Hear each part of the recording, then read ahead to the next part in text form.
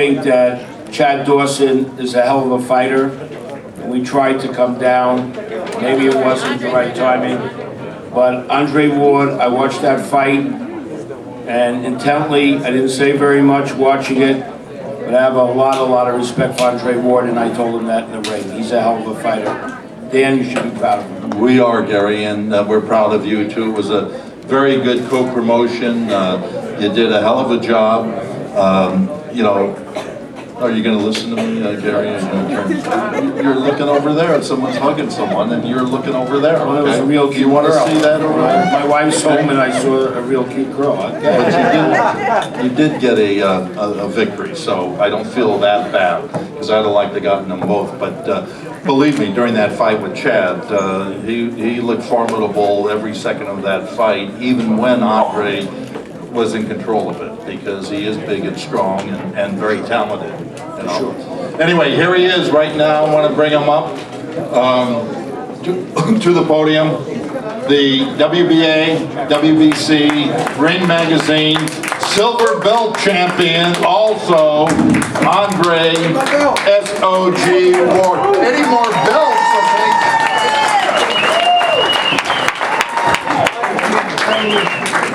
if you can believe this, okay, what's the first thing he said to me? Don't I have a silver belt coming too? I mean, how many belts are you going to get, Andre? As many as he can get. As many as we can get. He's got Ron Tudor's plane, and all he cared about was the silver belt now. Anyway, you know, Gary just made a very nice statement. I guess he said it to you earlier. And Pete Rose, sitting there in the audience, he turned to me during the third round. He said something on the lines, "There's the new hit king, Andre Ward." So you're in great company right there with the hit king of baseball. But Andre, you know, as we discussed going into this fight, you were just phenomenal, controlling the bigger, stronger, and very talented fighter in Chad Dawson.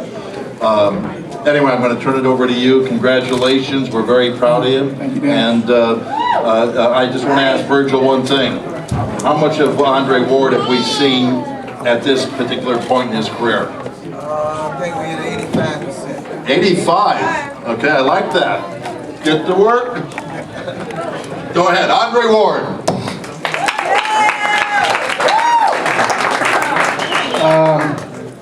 I just want to thank everybody for coming out. This promotion has been like no other promotion that we've ever done. You know, I've been grinding, focusing on training, so I haven't seen all the billboards and all the posters and everything, but I've been getting a lot of feedback.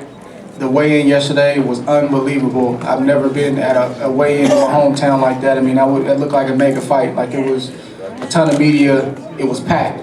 And I couldn't get caught up in it yesterday. I had to stay in the moment because, you know, obviously I still had a fight that I had to fight. But this was huge. This was big. And it was against a big-time opponent on a big stage on HBO against probably, you know, the biggest crowd that I've ever had here at home. So it was either rise to the occasion or get my belts taken. And I didn't want to go home without my belts. I take nothing away from Chad Dawson, Gary Shaw and his team. I mean, it was intense leading up to this fight, but as it should be, because it's a lot at stake. Chad is trying to feed his family. I'm trying to feed my family. And in this business, I've said it once and I say it again, a loss, you know, it's a lot of repercussions for a loss in boxing. It's not like other sports where you can take your time and recover and play the next game and everything will be okay. So it's a lot at stake. So I take my hat off to Chad. He risked a lot coming down to fight me. He called me out. And you got to take your hat off to Chad for that. He has nothing to be ashamed about. Chad Dawson is still the light heavyweight kingpin, in my opinion. But it takes these kind of fights. You know, I was telling one of the guys that I was with yesterday that stage in my career when you're fighting guys that you don't know where they come from. You know, they got everything to gain, nothing to lose. That's the hardest stage in a career. I like this stage when you're fighting other accomplished champions because I feel like personally I rise to the occasion. And as a champion, you got to rise to the occasion every time out. I mean, you can ill afford to have a bad night in this sport. And that's what I tell myself when I'm training. Training camp was you know, we train hard like we always do, but we had some trees. We had a lot of trees in camp this time, 6'2", 6'3", 6'4". We went through 8 sparring partners this time. We've never had that many. And we got a bunch of different looks, and I was ready. I was ready, and I felt like if Chad Dawson beat me, I'll take my hat off to him, but I knew it wasn't going to be easy for Chad, and it wasn't easy for me either, regardless of what it looked like. So I just thank everybody for coming out. I'm glad we pulled it out, and we did it in a major way tonight. Well, Andre, what did it feel like getting that stoppage? That's what we needed. You know, that's a lot of people in boxing right now, everybody's knockout hungry. You know, everybody wants to knock out, but, you know, I tell people that you can still entertain without getting a knockout.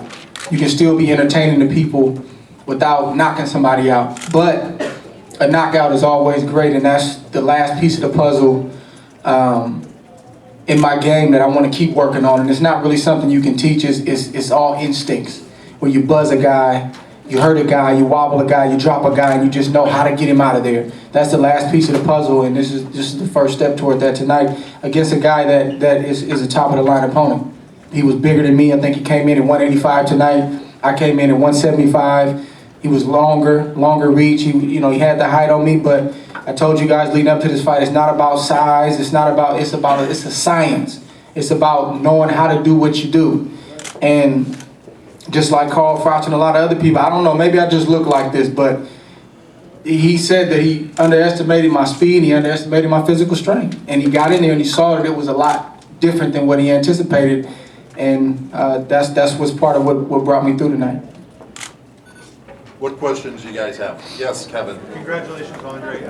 First of all, if you can answer about your left hand, it seemed like you were finding a home with that left hand. You knocked him down with a great left hook early, and that seemed like you couldn't miss that fight. Was there something you saw on tape that led you to use that punch so much? Not necessarily. I mean, everybody knows that Chad has a great jab, and me being a shorter fighter, we want to try to take his jab. We wanted to try to take his jab away, and you do that. You can do it several different ways, but one way is jabbing with him. And we did that. And when I got away from the jab a couple rounds, my coach, man, I got a tremendous coach.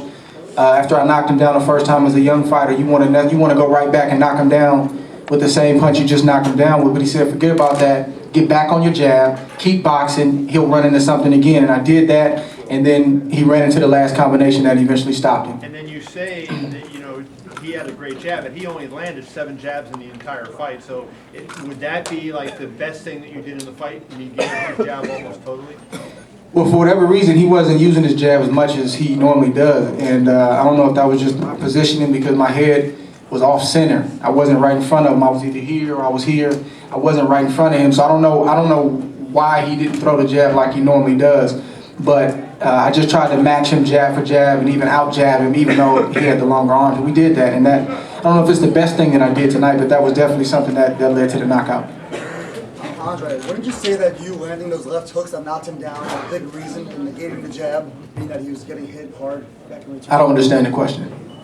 You knocked him down with a few left hooks over his jab. So after that, he stopped jabbing. Wouldn't you say that was part of the reason why? I don't. Is that how it went? Man, I don't know. I gotta watch the tape. I just threw it, man. I just threw it, and and it's funny because I watched Chad for so many years that I didn't have to watch a lot of tape in training camp. I watched tape maybe 3 or 4 times. I watched the Bernard Hopkins fight one time. I watched the Pascal fight one time. And this week in my hotel room, I probably watched 1 or 2 rounds. But I knew what Chad liked to do. I knew his tendencies, and one of his tendencies is when you attack him, he bends over to the right, to my right side, to his left, my right. And a lot of people said, "Oh, you hit Chad with a right hand. You hit Chad with a right hand." And I knew Chad could be hit with right hands, but also knew Chad could be hit with a left hook. And I envisioned the left hook landing just like it did tonight. So it was just a combination of things. You can't just do one thing against a fighter like Chad Dawson. You got to do multiple things. You got to have the speed. You got to have the power to make him respect you. But then inside, he saw that I was physically stronger than him. And just that combination of tools just brought me to victory. I just want to say one thing. Chad won't be here. We're taking him to the hospital just to make sure everything's okay with him. With the cut, he got hit on the head a couple of times real good. So I want to thank all of the media for all the attention you gave us on this event. I want to thank Dan, Virgil. There are no hard feelings. You represent a fighter, I represent a fighter, and the best man certainly won tonight. JP, I love you, buddy. Tony Leonard, and you, Andre, even I underestimated you. You're one hell of a fighter. In a way, you remind me of DeMarco. When you get in the ring, you're not all bulked up and whatever, but you can sure as shit fight. I guess that's a compliment about yourself. Thank you all very much. Thank you very much, Gary. Real quickly, I do want to thank HBO, Ken Hirschman, Kerry Davis, Mark Taffet. They did a tremendous job leading up to this event. They really lent a helping hand between 24/7 that they've never done for a World Championship event before. Usually it's reserved for pay-per-view. You're going to be seeing, I think in the next day or two, their new series, 2-Day, that they were filming Andre. Andre, you were great on this promotion also, because as you see, I mean, you were kept busy outside of the training, and you did a tremendous job. You know, I do want to thank our rest of the team, because we've all been here together. It's a great feeling being here together since 2004, even before that with James and Antonio, but James Prince, the manager of Andre Ward. Nice round of applause, James, because you saw Andre's talent many years ago before he won the gold medal. Antonio Leonard, tremendous job out here, helping promote, doing everything else you do. Great job. We love the hat too. Give me mine, will you? Little round of applause for Antonio. And then the last person, then we'll let you guys get back to your questions with Andre, is the Zen Master. That's what I call him. He's just got a way with bringing things home, bringing it right there to fruition, and he's just done a tremendous job. Virgil Hunter. There's Kerry Davis right over here. You're getting that old, huh, Kerry, where you got to sit down now? Over here. Absolutely. Do you want to say a quick word or two? No, I just want to say, well, first of all... Well, you said no, and now you're going to speak. Okay. No, I don't want to say a quick word. I want to say a long word. Oh, okay. Well, you got me. That'll cost you. No, congratulations to Andre and DeMarco. Both guys fought sensational fights. Also want to congratulate the guys who came out on the short end tonight, because again, when you do great matchups, there are no losers. As Andre said, Chad Dawson is still, right now the best light heavyweight in the world, and you can't take that away from him. He just ran into a great fighter tonight, and so we're proud to have him in. By the way, Dan, 2 days will not show until Andre's next fight. So we'll premiere it right before Andre's next fight. Well, hopefully that's next month. Right. Okay. Well, as long as it's on HBO, it doesn't matter. Next month? You only got hit 3 times, damn it. You could go. I've been in camp 3 months. Huh? Well, what's another 2 months? Man, I'm going home. I'm going home to my wife. Well, let's put it to November then, okay? No more 10 months off. Not that, for sure. Andre. Yeah, go ahead, Dan. It looked like when Go ahead, Chris. Go ahead, Chris. it looked like at the end of the fight, Chad Dawson said, "I don't want to continue." Victor somehow said he didn't want to keep fighting. Could you tell at any point during the fight that you sort of had broken his mentally? I felt in control from the beginning, but Chad, that's this is what you saw tonight is the heart of a champion. And what I'm saying is I had the upper hand on Chad from the beginning, but he never stopped fighting. He would try to bait me in and throw a big uppercut. He caught me a couple times. He never just quit. He never just stopped, and that's what the heart of a champion looks like. Even though I'm getting the better of him, he never just stopped. So that being said, I knew I had the upper hand, but he was still dangerous. But my coach, he stayed on me. He said, "Man, step it up. You got another gear. Stay alert, stay focused, but step it up. You're ready. You're in tremendous shape." And him staying on me like that allowed me not to just keep it at that level and go to a decision. I kept pushing because I knew that even if I, had a tough run, I was going to recover in 30 seconds in the corner like we always do. So I just kept pushing, and something got through. And you know, Smoker's known for letting fights go. So I don't know what they said, what they talked about when Chad got up, but I looked at his legs and his legs was gone. And I'm glad he stopped it because it probably would have been bad. It would have ended ugly if he would have let it go. And I think it was a great stoppage by Steve Smoker. Andre, Me too. you said to us at the press conference on Thursday, don't be surprised if it's a knockout. And you hadn't scored a knockout for a long time against elite fighters. Tonight you were fighting another elite guy, champion in the upper, the higher weight class. When you said that, were you kind of giving us the business, or was there maybe something that you saw or sensed in anything of your press conference or watching them on tape, or that made you think that, yes, I can knock this guy out who's a bigger man, when you didn't do it as a super middleweight against the better guys in the You know, fight? it's just, this stuff doesn't happen overnight. You know, Dan, it doesn't. It's like I'm still a young champion. I'm still a young puppy in this game. I went from fighting C-level guys. I got thrown right into the tournament against A-level guys. It takes time to adjust to fighting at that level. And I feel like I'm approaching my prime right now. And I just know how I felt in training camp. You know, we went through 8 different guys, and we went through good guys. And I don't mean went through them like just sent them home like, you know, we used them a week or two, then we had to get somebody else in there. But I know my left hook was whistling in camp.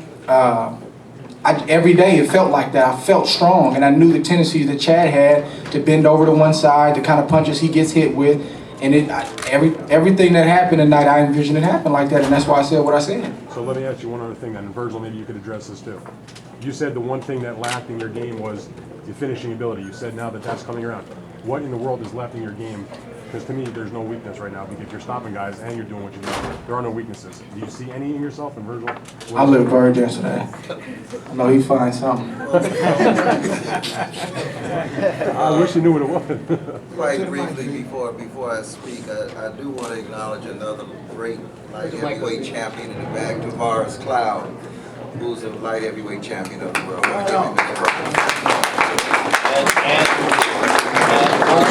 Andre Berto, right over there. And Adrian, the problem runner. Adrian, the prophet runner. He's a problem. He's a problem. Yeah, the problem. And listen, we knocked out a lot of guys in the amateur, so it never, 11 years ago. Yeah, but I mean, you know, you're talking Man, you about. hard, Dan. I'm gonna put it in perspective for you, and hopefully, you know, it'll line up right. We always knew we could knock guys out, but as professional boxing, we embarked on a career, and the first priority in the career was learn how to win in a dominant fashion, and then seek the knockouts. I mean, look, at one time, we were 16-0 and 15-0 with 11 knockouts, and people were saying we were a puncher. But the fact of the matter is, we were in the B League, the C League. And if you look at every champion who has a lot of knockouts, 95% of them was when he was fighting B leaguers. Okay, the elite fighters don't get knocked out. Okay, we would have knocked out Carl Froch if his hand hadn't been broke. We made the decision last year that. We were going to start stopping guys inside the distance, and we began to adjust the training. I always knew he had a world-class left hook that he could punch with anybody, punch for punch with his left hook. So we made the decision that So what's the weakness on it? The weakness? What's the weakness? The weakness is that he doesn't get enough fights. I'm trying in October. So I think, you know, I mean, we're looking at a kid who hasn't fought in 10 months that was this sharp.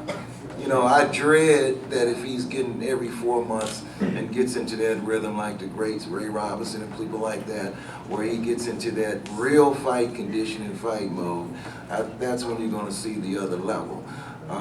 So I would simply say the frequency of fights will make the determination on the end of the, you know, the shore up the rest of his development. Andre, you were already an accomplished champion before you came into this fight. But what do you think you showed America tonight? A lot of people watch this fight on HBO in addition to here. I mean, what do you think you showed them that maybe you're taking it to the next level? Yeah, I think that's it. Just that we got another gear. You know, it's like I said, boxing is tough these days. You know, I don't think it was as tough in terms of from a media standpoint back in the '60s and '70s, and that it's tough these days. Like you could shut a guy out and read the paper the next day and you think that a guy lost based on some of the stuff that's written. So, you know, I just think that we showed that we can do more than win decisions. We got another gear, and that I'm just getting better. You know, I've said it before and I say it again. I don't think I'm at my prime. I'm only 28 years old. I feel like I'm coming into my own and just getting comfortable at a championship level. You know, I know it sounds like a cliche, but it's still a lot of work to be done. I'm thankful for the victory, and I'm gonna rest up, enjoy it with my family, enjoy it with my friends, but we got to get back to work because I know it's a lot of guys watching this on television, and you know, they're gonna want a piece of me, so we got to be ready for that. Dan, who would you want to see him fight next? Who would there's, look, This is the only sport where you win a fight, and 20 minutes later, they want to know your next opponent. Well, but here's what I was gonna say, okay? Because we keep on shocking everyone with where we do go, because if you remember, they were all saying, what, they're gonna fight Mikkel Kessler, a proven champion? What was it, your 19th, 20th pro fight? Something like 19th? Yeah, so we always kind of, you know, take things to a level that people don't really see. And what I was gonna say, without giving any names, although, you feel like going to Vegas next week? Yeah, we might go to heavyweight. Yeah, heavyweight. Heavyweight. Well, why'd you look at me when you said heavyweight? You know. Super heavyweight. Let's go. No, that's fun, because I probably am today. What I was gonna say, you know, the next opponent is always the next big challenge, because one thing Andre's proven the last 3-4 years is every fight is one that people, you know, understand is risky and a major challenge. So that's what we're looking for. We're not, you know, times have changed. You heard what Andre already said. He's looking to bring it to a new level every time. It's the risk factor, it's the challenge factor that you have out there that allows you to do that. Many of us thought his last fight, this one should have been in Vegas. So when you say next week, will his next fight be in Vegas? Are you trying to run us out of Oakland? Did you hear those fans out there tonight?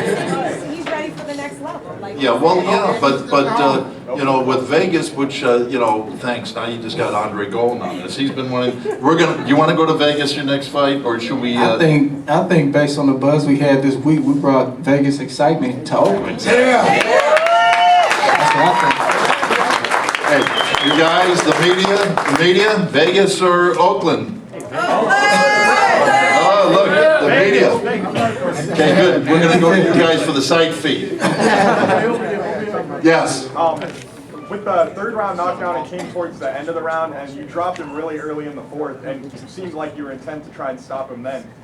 In between rounds after the fourth round, was there a discussion between you and Virgil about slowing down and not kind of shooting your wad, I guess, in the coming rounds after that, and making sure you had enough left, like, for the championship round? No, I feel good, you know, in situations like that because I train like that.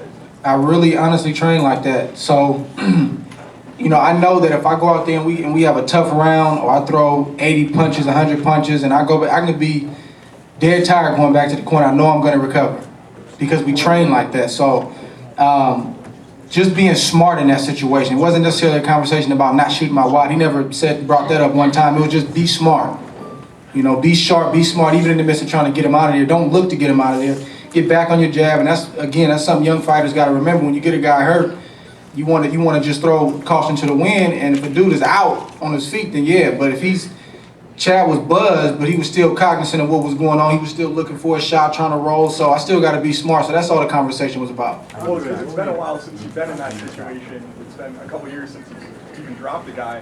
So was there any discussion about that, being that you haven't been in that situation? No, we talked about this all through training camp. We talked about it all, you know, this week of the fight. We talked about it in training. We prepared for this to happen. You know, you don't know if it's going to happen or not, but we prepared for this to happen. We talked about it realistically, and, you know, I didn't predict a knockout, but I said don't be surprised if it happens. I said that this week, so we were already, you know, talking about it and game planning and prepared for something like that to happen. Andre, is 168 still comfortable for you? Yeah, it's comfortable right now. I mean, I'm a 168 pounder. But at some point, a year from now, 2 years from now, I don't know, we want to, definitely move up and be a multi-divisional champion. So that's definitely in my plans. It's not any more burdensome though than say a few years ago. You're still making it in the same way as you used to. It's not fun to make it, but we make it. But I'm not, getting in the sauna or nothing like that. I'm not starving. I mean, I ate all the way up until the day of the weigh-in. So I feel good at 68. I feel strong. I don't even think I look like the biggest 68-pounder, but I'm stronger than I look. And that's okay. I don't have to be the biggest guy. Andre, Yes. throughout all of your fights, you've proven to be a very consistent in your approach, your busyness, your way of adjusting to every fight that you fight. In this particular fight, he hit you a couple of times. Did you feel anything that he hit you with? Yeah, I felt him. Yeah. But, I guess you got to prepare yourself to get hit. You got to prepare yourself mentally to be able to take a shot. And, I got knocked down early in my career. I was making 160 pounds, and that was killing me to make the weight.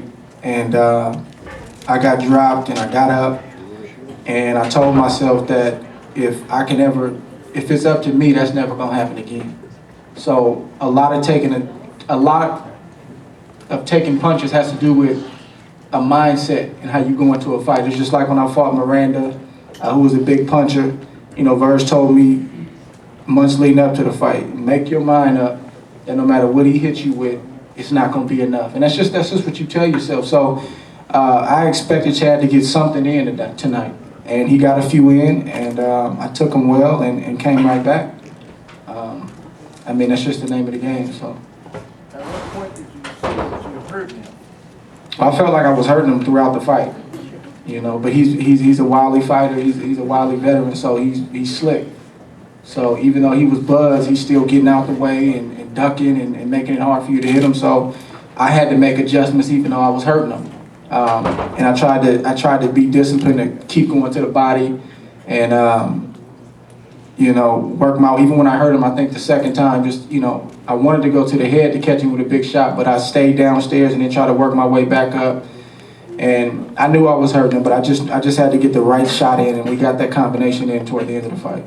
You guys, let's go 2 more questions so Andre can get up. Yes. So I can get back to training. I got a fight next month. Yes. With guys like Pacquiao and Mayweather getting older and, arguably slowing down and stuff, the sport kind of seems to need, like a younger guy, the next guy, so to speak, to come in. Do you want to be that guy? Does that mean anything to you? Do you see that as a responsibility of sorts? Is that something you want? I just want to keep fighting and keep winning. It's a lot of young talent out there, man. It's a lot of young guys in this room, with the guys we just called out, that could be considered the next great champions. I think we all got a shot at being the next crop. So it's just about winning in this fight, winning in this sport. Winning in the sport of boxing takes care of a lot, and trying to do it in a spectacular fashion. So that's all I'm focused on. If they call me a star, that's fine. If not, that's fine too. That's really relative, because some guys get the tag that they're a star and they haven't really beat anybody. And then some guys that have fought tough fights, fight in and fight out, they don't get that tag for whatever reason. So it kind of is what it is. I just keep fighting, keep winning, staying focused. And if I'm crowned the next star, then that's fine. I'll wear it and keep working hard and keep doing what I'm doing. But it's a lot of young fighters coming up, and any one of these fighters can be the next big guy. And Dylan, it's good to see you back on the boxing beat, at least for a day. Half a day. Okay? Yeah. He's with the Dodgers. He covers the Dodgers. They beat the Giants today. Oh, yeah, they saw that did. game too. Yes, Dylan. You hurting him as much as you did. Andre right now is obviously very well known among boxing fans. What do you do to increase his visibility, to make him more of a transcendent type of? With Andre? Yeah. Well, this is, it's like every fight that he has takes it to that next level. So this is that next level. The next one will be when he's back in the ring again and the promotion happens again. It's a process. Nothing happens overnight. In the old days, you had Sugar Ray Leonard, you had Muhammad Ali, you had Joe Frazier, George Foreman, they're all coming out of the Olympics on network TV. It's not like that anymore. So it's a process that you build it up. Look, Manny Pacquiao, Floyd Mayweather went through it for many, many, many years. I mean, they